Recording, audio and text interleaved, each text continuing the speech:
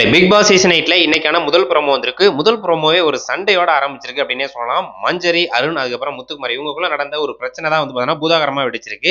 என்ன அப்படின்னு பார்த்தோம்னா, பெண்கள் அணிக்கு ஒரு அதிகாரம் இருக்கு. அதுல வந்து அவங்க வந்து டாஸ்க் குடுக்கலாம் ஆண்களுக்கு அப்படிங்கிறாப்புல ஒரு இது இருக்கு.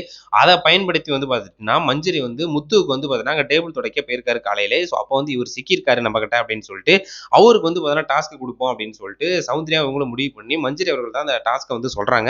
எக்ஸர்சைஸ் செய்றாப்புல ஒரு 3, 4, 5 எக்ஸர்சைஸ் சொல்றாங்க. அதுல வந்து பார்த்தீங்கன்னா, ஒவ்வொன்னும் ஒரு 30 தடவ செய்யி, மொத்தம் வந்து பார்த்தீங்கன்னா, ஒரு 90 டைம் செய்யி அப்படிங்கிறாப்புல சொல்லிட்டு, முத்து வந்து கார்டன் ஏரியாவுக்கு வந்துட்டாரு. அங்க செஞ்சுட்டு இருக்கிறப்ப வந்து பார்த்தீங்கன்னா, மஞ்சரி அவர்கள் வந்து பார்த்தீங்கன்னா, நம்ம சௌந்தர்யா கிட்ட வந்து சொல்லிட்டு போயிட்டாங்க. "நீ வந்து கவனிச்சுக்க, இவர் கரெக்ட்டா செய்றாரா இல்லையா? ஒரு ஒரு தடவ கரெக்ட்டா செஞ்சுட்டாரு அப்படின்னா, அதுக்கப்புறம் ஓகே நிப்பாட்ட சொல்லிரு." அப்படிங்கிறாப்புல வந்து பார்த்தீங்கன்னா, ஒரு கஷ்டமான ஒரு எக்ஸர்சைஸ சொல்லிட்டு, அவங்க வந்து பார்த்தீங்கன்னா, வேற வேலையா போயிட்டாங்க. ஸோ அவங்க வரத்துக்குள்ள வந்து பார்த்தீங்கன்னா, சௌந்தர்யா அவர்கள் முத்து அவர்கள் சொன்ன எக்ஸர்சைஸ் வந்து செஞ்சுட்டு இருந்திருக்கப்ப, சௌந்தர்யா அவர்கள் நிப்பாட்டு அப்படின்னு சொல்றப்ப, அவரு வந்து பார்த்தீங்கன்னா நிப்பாட்டவே இல்ல. எனக்கு வந்து பார்த்துட்டீங்கன்னா, நம்ம வந்து மஞ்சரி அவர்கள் தான் ரூல் போட்டாங்க. அவங்க அந்த மேம் வந்து சொல்லட்டும். அதுக்கப்புறம் வந்து பார்த்தீங்கன்னா, நான் வந்து நிப்பாட்டிக்கிறேன் அப்படிங்கிறாப்புல வந்து முத்து அவர்கள் வந்து சொல்லிட்டாரு. அவரும் களைச்சு போற அளவுக்கு வந்து பார்த்தீங்கன்னா, அந்த எக்ஸர்சைஸ செஞ்சிருக்காரு.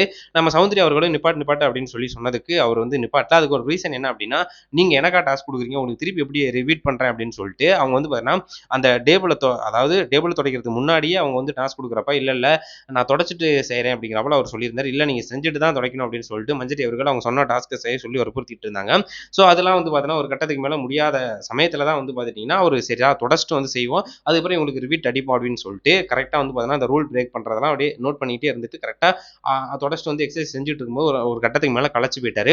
ஸோ அதுக்கப்புறம் வந்து பார்த்தீங்கன்னா, கேப்டன் அருண் வந்து என்ட்ரி ஆகுறாரு. என்ட்ரி ஆகுறப்போ வந்து பார்த்துட்டீங்கன்னா, அவர் வந்து கேள்வி கேட்கிறாரு. என்ன அப்படின்னு பார்த்தோம்னா, "நீங்க எப்படி வந்து என்னைய கேட்காம நான் வந்து கேப்டனா இருக்கேன். நான் கேப்டன் வந்து மாறக்கூடாதுல்ல. அப்படி இருக்கும்போது, நீ எப்படி வந்து பார்த்தீங்கன்னா, முத்து அவர்களுக்கு நீயா வந்து பார்த்தீங்கன்னா, முடிவெடுத்து ஒரு டாஸ்க் குடுக்கலாம். அப்படி குடுக்கக்கூடாதுல்ல. குடுத்தாலும் என்கிட்ட சொல்லணும்ல. என்கிட்ட சொல்லாம நீ எப்படி செய்யலாம்? நான் என்ன கேப்டன் பதவியிலிருந்து விலகல. என்ன வந்து அடுத்த கேப்டன் வந்து வரல. அதுவரையிலும் நான் தான் கேப்டன். அப்ப நான் சொல்றத தானே செய்யணும். என்கிட்ட சொல்லாம எப்படி செய்யலாம்? அப்படின்னு சொல்லிட்டு மஞ்சரி கிட்ட வந்து பார்த்தீங்கன்னா, ஃபைட் பண்றாங்க. அந்த ஃபைட் தான் வந்து பார்த்தீங்கன்னா, ஒரு கட்டத்துக்கு மேல வேற லெவல்ல போயிருச்சு. என்ன அப்படின்னா, நான் வந்து முத்துவா இருக்கவும் தான் சொன்னேன்.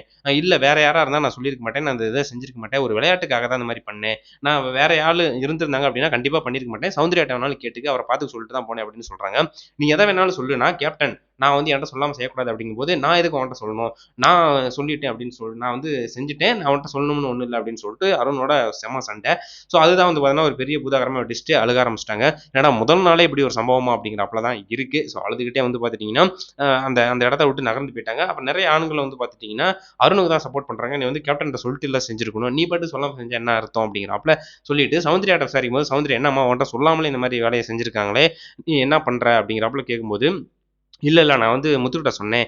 நிப்பாட்டு போதும், போதும் அப்படின்னு சொன்னதுக்கு, இல்ல அவர் வந்து நான் செய்றேன். மஞ்சரி வந்து சொன்னா தான் நான் வந்து நிப்பாட்டுவேன் அப்படின்னு சொல்லிட்டு முத்து அவர்கள் சொல்லிட்டாரு. அதனால வந்து பார்த்தீங்கன்னா, இத ஸ்டாப் பண்ணவே முடியல அப்படிங்கிறாப்புல சௌந்தர்யா அவர்கள் சொல்லியிருக்காங்க.